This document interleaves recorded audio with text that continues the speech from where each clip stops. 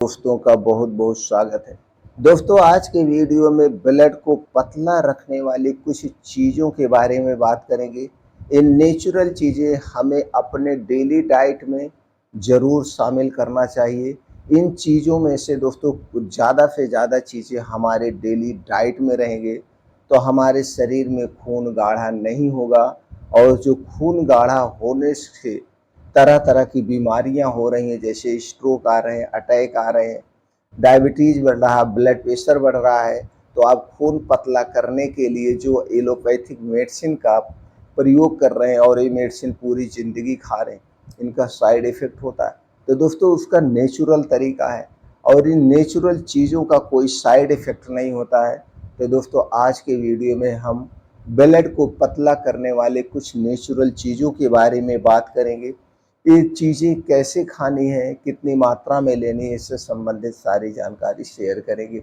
तो वीडियो को ध्यान से अंत तक सुनिएगा दोस्तों। सुनने के बाद इससे संबंधित अगर आपके मन में कुछ और प्रश्न है तो कमेंट सेक्शन के माध्यम से पूछ सकते हैं। आपको संतुष्ट करना हमारा कर्तव्य है।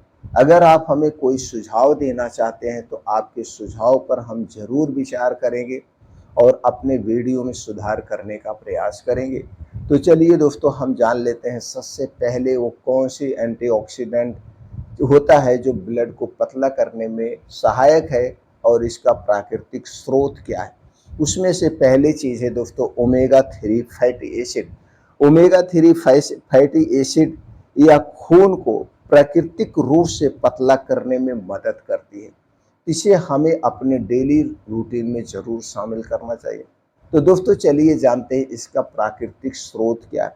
प्राकृतिक स्रोत की बात करें तो सबसे अच्छी चीज़ जो है, सबसे सेफ जो है वो है अलसी का बीज। अलसी के बीज में दोस्तों omega 3 fatty acid, omega 6 fatty acid, omega 9 fatty acid जैसे एंटीऑक्सीडेंट पाए जाते हैं जो हमारे शरीर के लिए बहुत ही महत्वपूर्ण है। इसके अलावा इसमें कुछ और प्रोटीन्स, विटामिन्स भी पाए जाते हैं। तो अलसी का बीज है, मछली है और अखरोट है। इन तीनों चीज़ों में पाया जाता है। अगर आप शाकाहारी हैं तो अपने रूटीन में अखरोट और अलसी के बीज को शामिल कर लीजिए। तो अलसी का बीज अगर आप खाना चाहते हैं तो कितना खाएं। अगर आप अलसी के बीज को हमेशा खाना चाहते हैं, 12 महीने खाना चाहते हैं, तो 1 चिम्मच, 1 चिम्मच का मतलब दोस्तों 5 से 6 ग्राम। इसे दो तरीके से आप ले सकते हैं। इसे रात में भिगोकर सुबह खाली पेट चबा चबा के खा सकते हैं, या फिर इसे भून करके पाउडर बना लीजिए और इसे किसी कांच के डिब्बे में रख दीजिए। 1 चिम्मच पाउडर को आप किसी भी रूप में ले सकते हैं, सब्जी में डाल के ले सकते हैं, दाल में डाल के ले सकते हैं, ऐसे खा सकते हैं। अगर हम अखरोट की बात करें तो दोस्तों हमें 2 से 3 अखरोट डेली लेना चाहिए। अगर ठंडी के दिन में ले रहे हैं तो इसकी थोड़ी सी मात्रा आप बढ़ा दीजिए। अगर हमेशा ले रहे हैं गर्मी, सर्दी, ठंडी में, तो दोस्तों 1 से 2 अखरोट हमें हमेशा लेना चाहिए। तो अखरोट में विटामिन B1, विटामिन B12 भी पाया जाता है जो कि हमारे शरीर के लिए बहुत ही फ़ायदेमंद है। तो दोस्तों, ये 2 चीज़ें ले सकते हैं। अगर आप मांसाहारी हैं तो मछली हफ्ते में 1 बार ले सकते हैं। लेकिन मछली का सेवन हमें कब खाना चाहिए?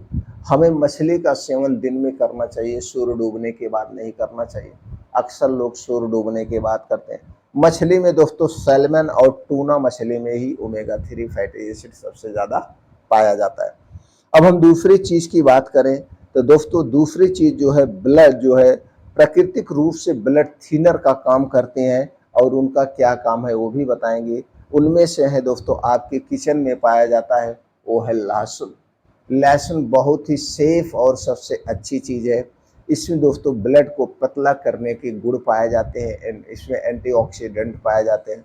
तो लहसुन का प्रयोग कैसे करना है दोस्तों? आपको लहसुन 3 से 4 कली लेना है और जब भी आप खाना खाने जाएं उसके पहले इसे ऐसे चबा चबा के या थोड़ी सी रोटी के साथ ऐसे चबा चबा के फर्स्ट निवाले में इसे लहसुन डेली आप ले सकते हैं, हमेशा आप ले सकते हैं।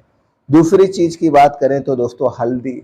हल्दी भी ब्लड को पतला करने में सहायक है। हल्दी में केरकुमिन टाइप का एक ऐसा तत्व पाया जाता है जो किसी और में नहीं पाया जाता, किसी भी चीज़ में नहीं पाया जाता है धरती के, सिर्फ और सिर्फ हल्दी में पाया जाता है। ये करक्यूमिन दोस्तों कैंसर जैसी बीमारी को ठीक करने में मदद करता है और कैंसर जैसी बीमारी से शरीर की सुरक्षा करता है, हमारी इम्यूनिटी को बूस्ट करता है। इसलिए हमें हल्दी जरूर यूज करना चाहिए और सबके घर में हल्दी तो प्रयोग होती ही है, सब्जी में, दालें में, लेकिन वो सही मात्रा में नहीं मिल पाते। तो कभी कभी हमें हल्दी पानी का भी सेवन करना चाहिए और हल्दी पानी बनाना बहुत ही आसान है। 2 कप पानी लीजिए, उसी में आधा चम्मच यानी 2 से 3 ग्राम हल्दी डाल के उबाल दीजिए। उस पानी को इतना उबालिए, 2 कप पानी उबलते उबलते जब 1 कप पानी बचे तो इसे आप पी सकते हैं। या आप गाय का शुद्ध दूध हो तो उसी में आधी चम्मच हल्दी डाल के आप हल्दी वाला दूध पी सकते हैं। लेकिन ये दूध पैकेट का नहीं होना चाहिए, यह दूध शुद्ध होना चाहिए, आपके घर का देसी गाय का दूध, तो सबसे फायदेमंद होता है। तीसरी चीज की बात करें तो दोस्तों अदरक और प्याज। अदरक और प्याज दोस्तों हमारे लिए बहुत ही फायदेमंद है। तो आप अदरक का पानी पी सकते हैं और प्याज को अपने डेली रूटीन में, कच्ची प्याज, एक छोटी सी कच्ची प्याज हमें रोज खाना चाहिए अपने सलाद में काट करके। ये चीज़ें दोस्तों प्राकृतिक रूप से ब्लड को पतला करती हैं और इनका कोई साइड इफेक्ट नहीं है। दोस्तों इसमें कई एंटीऑक्सीडेंट पाए जाते हैं, प्रोबायोटिक पाए जाते हैं, एंटी इंफ्लामेटरी गुण पाए जाते हैं, जो कि हमारे पूरे शरीर के लिए सुरक्षा कवच का काम करते हैं। अगली चीज की हम बात करें तो दोस्तों हाई फाइबर युक्त फूड, जिसमें सबसे ज्यादा फाइबर पाया जाता है, उन चीजों को हमें अपने डेली रूटीन में शामिल करना चाहिए। फाइबर का हमारे शरीर में बहुत ही महत्वपूर्ण रोल होता है। तो दोस्तों फाइबर फाइबर की हम बात करें तो कौन सा है फाइबर जो सबसे ज़्यादा पाया जाता है, उनमें है सेब। दोस्तों जब सेब का सीजन हो तो हमें रोज रोज सुबह खाली पेट सेब खाना चाहिए। कितना सेब खाना चाहिए? जितना आपका वजन है।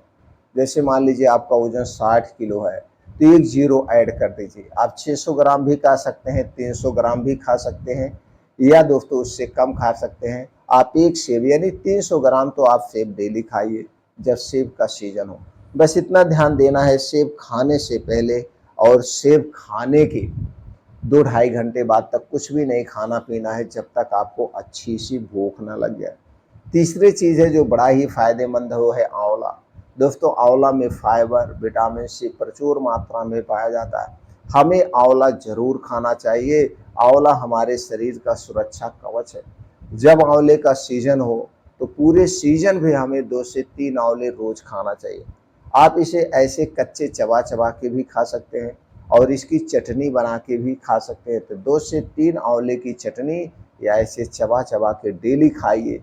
पेट से संबंधित कोई बीमारी नहीं होगी, इम्यूनिटी को बूस्ट करेगी और हमारे शरीर के जो अंदर के आर्गन हैं, खास करके किडनी, लीवर, छोटी आंतें, बड़ी आंतें, इन्हें डिटॉक्सिफाई करने का काम करेंगे। हम तो दोस्तों कहेंगे आंवला सबको खाना चाहिए। अगली चीज की बात करें तो संतरा और बेरीज, गाजर, खीरा, साबुत अनाज। साबुत अनाज में मोटे अनाज जैसे ज्वार, बाजरा, चना, मक्का, इनमें दोस्तों फाइबर सबसे ज़्यादा होता है, जौ।